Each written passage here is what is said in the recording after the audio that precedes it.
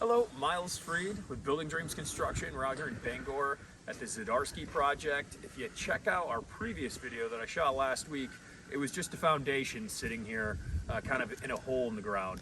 Since then, you can see we got a bunch of sand in here. We trucked in somewhere around 700 cubic yards of sand and really made this ground out here a lot nicer than what it was. The soil conditions weren't great. And you can also see I got a couple guys behind me here playing in the sand. They're installing the HVAC and also the plumbing.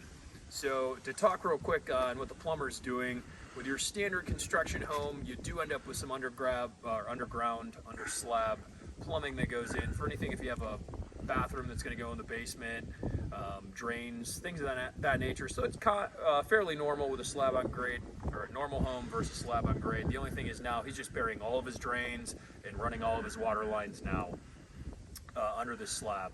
So now kind of switching over to HVAC, this is a little bit different. Typically speaking, you're not having any HVAC underneath your slab in a standard two-story home because they can just build right up on top of the slab and run everything underneath the floor systems and come up. Well, with this case, underneath the floor system is a concrete slab. So what they're doing is they're digging all these trenches in and they're running their main heat lines right now in the ground. And what I'm being told is they're putting plastic down once they get everything dug out, and then you can see here we got these large cylindric runs out here, and these are actually specially coated to go into the ground.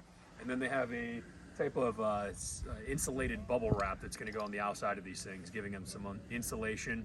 And then also keep in mind that underneath the slab we're going to have 2 inches of hard solid foam too, so there'll be insulation under the floor as well. Now for the HVAC, they still got to run some stuff up in the attic, their cold air returns and things of that nature. And this is kind of a good segue into how this land is going to work out and how this house is going to work out here. So with a slab on grade home, your top of your foundation walls, the top of your slab, your house slab as well.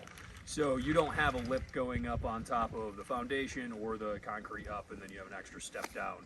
So really what I'm getting at here is it gives us opportunity to make it zero entry or future-proof this home for the client so that there's minimal steps, if not any steps at all. So we spoke with the homeowner here, and what we're going to be doing here in this garage is we're going to bring this back of the garage up. It's 30 foot to the very farthest point of the garage here, and that's where the door is. It's going to be basically straight shot right into the kitchen area here, and we're going to make that slab come up so that there's zero curb going in between. So in the future, let's say you're aging, you end up in a wheelchair, or for whatever reason you're temporarily in one, you have as few obstacles to get into this home as possible. This house also has several, through the main doorways at least, 36-inch doors, so plenty of space to be able to get through your doorways and also get into the home here, future-proofing these homes for zero entry.